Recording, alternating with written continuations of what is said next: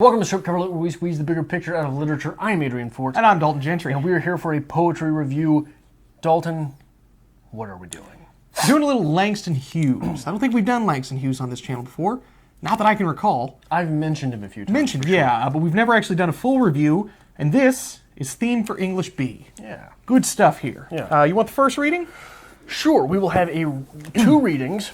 3 good things, 3 bad things, best line, literary interpretation, rating, and recommendation based on the text by Langston Hughes. This is Theme for English B. The instructor said, "Go home and write a page tonight and let that page come out of you. Then it will be true." I wonder if it's that simple. I am 22, colored, born in Winston-Salem. I went to school there, then Durham, then here, to this college on the hill above Harlem. I am the only colored student in my class. The steps from the hill lead down into Harlem through a park. Then I cross St. Nicholas, 8th Avenue, 7th, and I come to the Y, the Harlem branch Y, where I take the elevator up to my room, sit down, and write this page. It's not easy to know what is true for you or me at 22, my age. But I guess I'm what I feel and see and hear. Harlem, I hear you. Hear you, hear me. We two, you, me, talk on this page. I hear New York too. Me? Who? Well, I like to eat, sleep, drink, and be in love. I like to work, read, learn, and understand life. I like a pipe for a Christmas present, or records, Bessie, Bop, or Bach.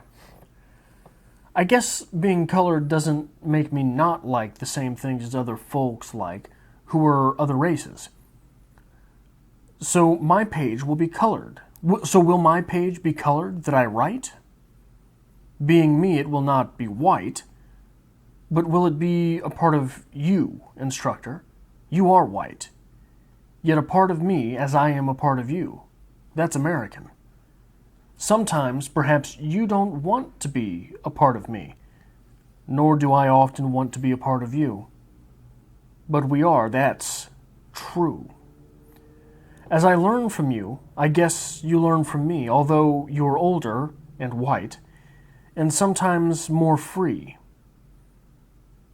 This is my page for English B. All right. I like me a little Langston Hughes now and then. Yeah. Theme for English B. The instructor said, "Go home and write a page tonight and let that page come out of you. Then it will be true." I wonder if it's that simple. I am 22, colored, born in Winston-Salem. I went to school there, then Durham, then here, to this college on the hill above Harlem. I am the only colored student in my class. The steps from the hill lead down into Harlem through a park. Then I cross St. Nicholas, 8th Avenue, 7th, and I come to the Y, the Harlem branch Y, where I take the elevator up to my room, sit down, and write this page. It's not easy to know what is true for you or me at 22, my age. But I guess I'm what I feel and see and hear. Harlem, I hear you. Hear you, hear me. We two, you, me, talk on this page. I hear New York too. Me? Who? Well, I like to eat, sleep, drink, and be in love. I like to work, read, learn, and understand life. I like a pipe for a Christmas present, or records, Bessie, Bop, or Bach. I guess being colored doesn't make me not like the same thing other folks like who are other races. So will my page be colored that I write? Being me, it will not be white, but it will be a part of you, instructor. You are white, yet a part of me as I am a part of you. That's American. Sometimes perhaps you don't want to be a part of me, nor do I often want to be a part of you. But we are, that's true. As I learn from you, I guess you learn from me, although you're older and white and somewhat more free. This is my page for English B. All right. Yeah. All right. How you feeling? It's heavy stuff. It's damn heavy. It's good. 3 it's very good things. good. What have you got? Okay. Well, first off, we'll just go where we started. Hot damn, this is powerful at its core. Heavy stuff, good stuff. Number 2, this flows and it has good rhythm. And it has emotion, and it is easy to get behind this poem. I like that. And number 3, this is a snapshot of a time in American history. And it's gorgeous. Adrian?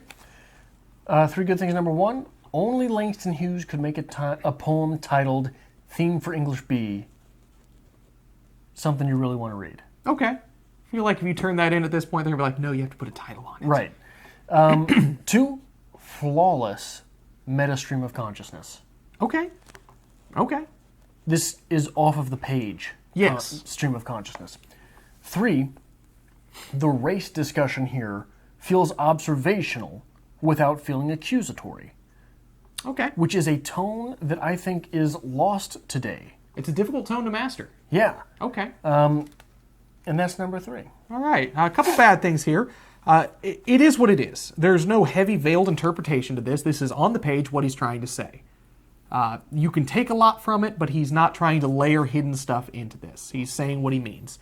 Number two, there's a bit much repetition in this, and a bunch of weird, short, repetitive cuts that make this a little weird. You kind of have to stop and think how you would put... what's the word I'm thinking of? How you say the word. Pronunciation? How you would pronounce that particular word at this particular time. Sometimes it'll throw you up a little bit. I'm not sure that I want both sections of this. This second section of this poem here, where it starts, it's not easy to know what is true for you or me. Yeah. I like that a hell of a lot better than I do this beginning one here. This beginning seems like almost a preface to the poem, and then it just starts hitting and flowing in that second part. I think it necessitates the first part. Okay. What do you got here? Number one, this is a bit cutesy at the end. All right. That turn, this is my page for English B. It feels like... An Adrian Fort thing here. Yeah. You know what? You're going to give me an assignment, I'm just going to turn in a poem. Okay. So you're going to turn in a poem about your assignment. No, that's not what I said. Right? Okay. It feels like that a little bit. I'm not sure of the utility of the line, I wonder if it's that simple. Okay. I believe that the heaviness of the rest of the poem would allow us to strike that line out. Okay. And three, every once in a while when I read this poem, I don't like the airiness of certain portions of it or the wonderment therein. Okay. Even though the wonderment of this character comes with a dollop of knowledgeable accusation on top. Sometimes I try to, fill in your words and you say a dollop, I really go, of Daisy. And I realize I'm sleep deprived at this point. What? Anyway. Okay. Moving on. Yes. This, in my opinion, feels very spoken word poetry. This feels very much slam poetry. It does. Did you have a favorite line? Oh, yeah, let's go with favorite lines. Yeah. Let's do that. Excuse me. I do have a favorite line with this, but I think Same thing? I think so. Go ahead. So will my page be colored that I write, and even if you continue forward being me, it will not be white, but it will be a part of you, instructor. You are white. Yet as a part of me, I am a part of you. That's American. That's my exact... That whole thing right there, that is gorgeous. Yeah. So good thing. We're picking the same things. That's we're either melding into the same person or... It worries me a little bit. Yeah? Yeah. Okay. For my sake. Fair enough. I can understand that. Anyway, this to me feels very spoken word. Very much slam poetry. Very much I would rather hear this than read this. And I say this knowing wholeheartedly that I fucking hate slam poetry. Do you get where I'm coming at here? I'm not sure. No? I feel like when you read this out loud and you're putting the proper inflection in certain spots and you're hitting it and you're getting those pauses, to hear this is almost better than reading this. You've got to have that passion and that emotion behind it. You've got to have the pause in the right place, the pops in the right place. And, as is inherent of slam poetry, it has meaning. It's doing something. It's trying to make a comment on something. Slaps you in the face. Slaps you in the face. And normally, if you look up any modern slam poetry, for the most part, is awful. Just awful. This is great. This is gold.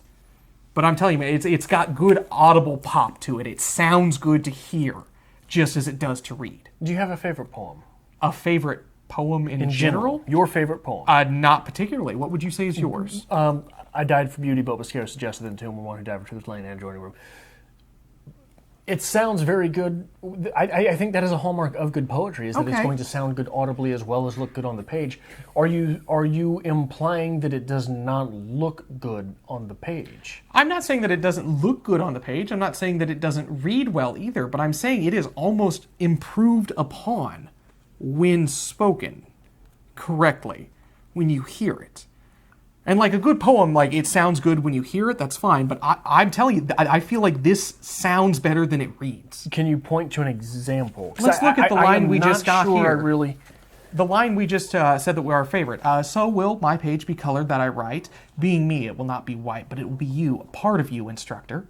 Yet you are white, yet you are part of me as I am you, and that's American.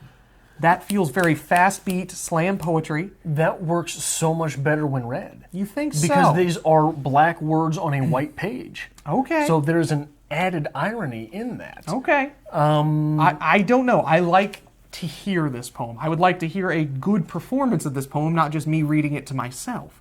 Because I think it would have a lot of good pop and emotion that is highlighted by being able to hear it. Does that make sense? I'm not sure I understand your directive behind it. Well, I mean, you can say that about any poem, and I'll grant it to you. Okay. I'm just not sure, especially with the content of the poem being about writing a paper, and the added irony of my page will not be white. Okay. This page is white. What is this? This is not his page. He knew very well that the academic world is white. Okay. As referenced early in the poem, when he's the only colored student in the classroom. Yes. So I think that the added irony to this poem of it being written is so profound and astounding. This is one of the few arguments I would make that it's better on the page, because I think that there is utility in it being on a page. Okay. Maybe I'm just off the wall on this one, but I'm telling you, man, to hear this one more than any other pops. So we read this recently, yes, right? We're doing this right in the heat of the moment of having read it last night, reviewing it today. Yes. Do you remember the moment of your impetus when reading this that you thought, you know what? I can't say off the top of my head. It's got to be this second part here where he really starts to get into the flow. I feel like it speeds up the pace. You've gotten past this preliminary information. It's not easy to know what is true for you or me at 22, my age. But I guess I'm what I feel and what I see and what I hear. Harlem, I hear you. It's that rhythm, that flow that you get with that. And maybe I'm just putting the emphasis on it myself. I wonder if it is the internal rhymes. Okay, maybe. The lines are rhyming inside of them as opposed to always at the end. Okay. Harlem, I hear you. Do you hear me? We too. That is inside the line. Yes. Then who jumps back to the end of the line. I wonder if it is by those phonemes that you are making this judgment. We'll settle it right here, right now. Leave it in the comments down below. Do you think this should be read or this should be heard? What is better for you? Okay. And we'll argue it out later. Anyway, what do you got from this? What do you want to talk about with this? Because this is gorgeous. So I would like to get this out of the way to begin with. Okay. It is a shame and a mark on American history that a poet so great as Langston Hughes, a mind so great as Langston Hughes, a writer so great as Langston Hughes had to be preoccupied with race. Okay. I don't think that there is any argument against that. Even if you went to the alt-right, the far right, those individuals would have to look at this type of skill and say, it sucks he had to write so much about race, because there's so much humanity in here. So I think that, for me, I think that the productive way to speak about this is to speak about the human part as opposed to the racial part. Does that make any sense? Because I think at its core, obviously this is about race and race relations. Yes. But what race and race relations, the heart of that is the struggle between individuality versus difference. Okay. He is different than everyone in his class because he is black. Yes. But he is an individual apart from them because of his skill and his intelligence. And it's interesting in this, where you couple all that, throughout this poem, he is searching for his identity. Yes. So that is an interesting thing to couple alongside that there. It's one of my notes here, is this is a search for his identity. There's a lack of identity here that he's trying to identify. But that is interesting. I'm about that. Well, and it's so...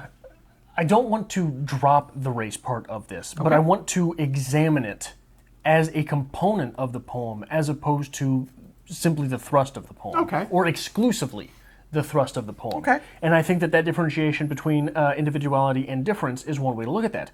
Because we get the lines about music and place, and those illuminate this, right? Because I listened to Bessie Smith, yes. But I listened to Bach too. Okay. All of you white boys listen to Bach, don't you? Fair. How much Bessie Smith do you listen to? This is a difference. But it's also speaking to my individuality, because I do listen to your music too. Then we get, I live in Harlem. Yes. But I live in New York like you do. Okay. Right? We get that invoked. So this is saying, I am black. Yes. But I am here in college with you. Okay. Our sameness is our yearning for intelligence, our yearning to better the self, right? All right. I just happen to be black. I think that is what is roiling under the surface here, begging to burst through. Begging to burst through? The fact of individuality as opposed to difference. Okay. Does that make any sense? It does, yes. We're speaking right past each other with this one, I think, which is interesting. It feels like, yes, he is trying to highlight his individuality, but he is also trying to highlight the difference. That, yes, he is a black man. Yes, he sleeps at the Y because that's what he can afford. Yes, he lives in Harlem. Yes, he listens to Bessie. But you are right. He also listens to Bach. He's also a New Yorker. I'm also in this classroom with you. He's in the classroom with you. He's sleeping at that Y so he can be in this classroom with you. And he's got to wake up just as early as you do to be there. I'm sure you don't sleep at the Y, but I do. Yeah. Because I have to. It is interesting. There's a lot going on with this poem here. And you are right. There are no true jabs towards race. There's no true, like him saying, this is unfair, this is not right. But they're simply stated facts. They're stated facts, but when you read it.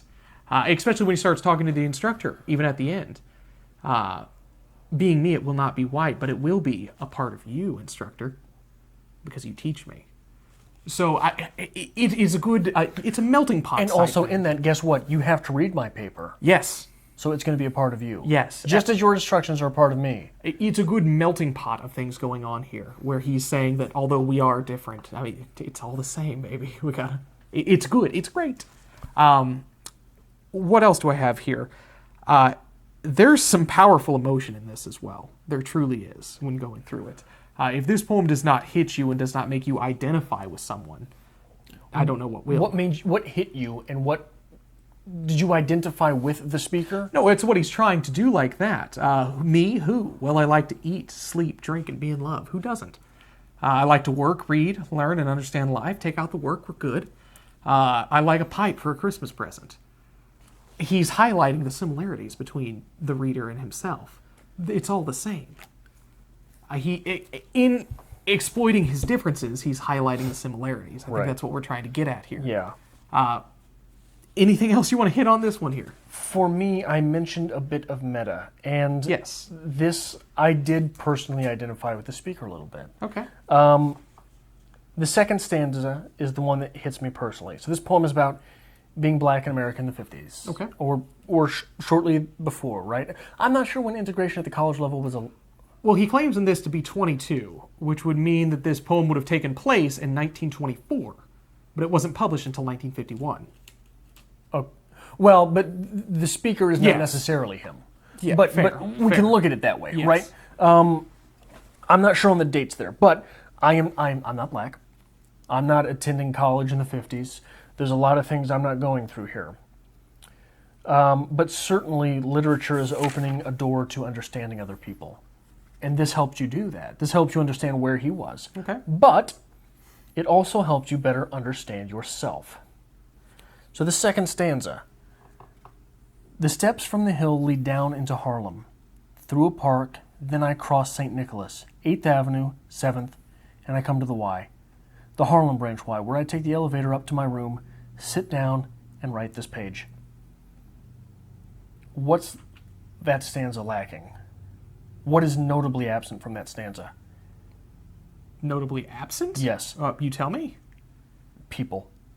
Okay. There is no one else there. He's alone in the classroom because of his race. He is alone at home because, we have to imagine, because of his studious disposition. Okay. He's going home to be alone because he's the only person he knows that's really like him. This third stanza. Harlem, I hear you. Hear you hear me. And it goes on, sometimes, perhaps, goes all the way down to sometimes, perhaps, more free. All of that. That is his conversation. Okay. This literature, this act of writing, he's living a life of letters.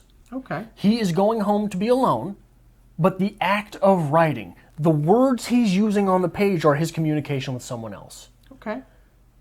That is very writerly. It is. And it's very me. It's very what Adrian strives to do in every day. What is my apartment obviously lacking besides electronics? People. Yeah. Yeah, I show up once a week, and it's the most excitement this apartment's seen in years. Yeah, the door hasn't opened in days. Exactly. So for me, that's what grounds me in this, is that the conversation he's having, and he never mentions that, does he? No. He never mentions, he simply, like you say, he simply shows the facts. Yes. Of walking away and being alone. He simply shows the facts of the things he has to do because he's black. Okay. He simply puts them out there, and you might not even notice them. And to further that, the only other interactions he have with people on this would be the instructor and the other students in his class. The other students in his class isolate him because he's black, and the instructor is basically just doing his job. There's no social interaction there. He's just saying, go home and do this. Yes. What is that? So his instructor's words are in italics. Yes. They are different from everything else. Not only are they in italics, they are in short, choppy lines. Okay. To show difference. Okay. I like it. It's so, that part is, and I know we get made fun of for using the word meta. That part is so meta, right? Okay. You're taking things off the page. Do you have anything else? I don't think I do. I think this is a great poem. I'm happy with it. I've always enjoyed this poem from the first time we read it. I still have it, my little highlight here from undergrad. Adrian, what would you rate? Well, I got one more talking point here. Lay it on. You mentioned his likes. Yes. How his likes are human, not black. Yeah, absolutely. He likes to eat, sleep, drink, and be in love. That's everyone. Work, read, learn, and understand life. Likes a pipe for Christmas, though.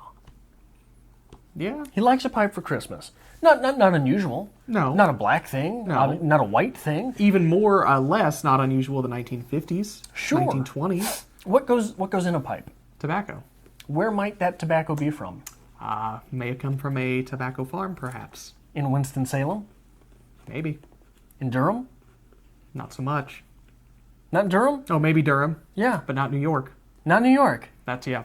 So where did it come there from? Possibly home. And who might not be picking that tobacco anymore? Don't think the, Right. What is this about?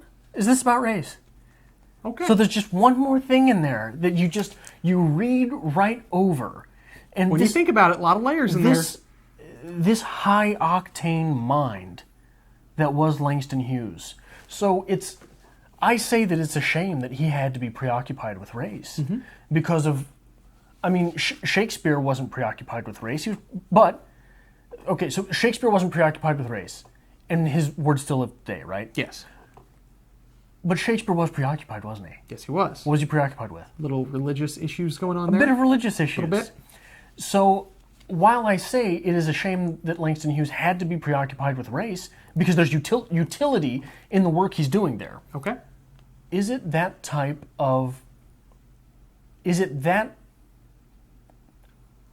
Are those situations necessary to produce a mind that operates on all cylinders at all times, Like, you get the feeling Langston Hughes is turning over big ideas in his sleep.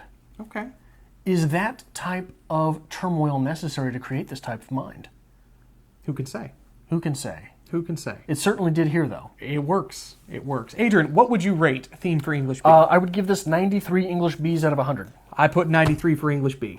Well, I'll be damned. Look at that. We're on the same page here. What would you recommend if someone enjoyed Theme for English B by Langston Hughes? America by Claude McKay. Okay. I honestly think we are on the same page again. Little different Really? recommendation. I said you should read Let America Be America Again by Langston Hughes. Oh, okay. Okay. So if I could read the Claude McKay poem real quick. Please. Although she feeds me bread of bitterness and sinks into my throat his tiger's tooth, stealing my breath of life, I will confess I love this cultured hell that tests my youth. Her vigor flows like tides into my blood, giving me strength erect against her hate. Her bigness sweeps me being like a flood. Yet as a rebel fronts a king in state, I stand with her walls with not a shred of terror, malice, not a word of jeer. Darkly I gaze into the days ahead, and see her might and granite wonders there, beneath the touch of time's unerring hand, like priceless treasures sinking in the sand. All right. Yeah. Not bad.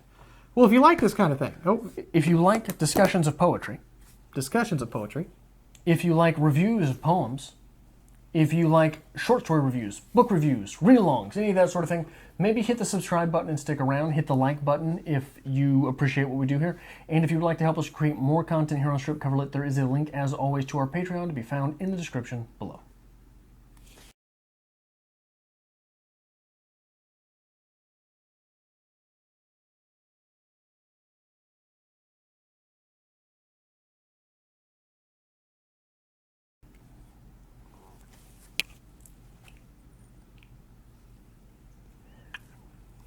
make sure I don't have fucking McChickens in my beard.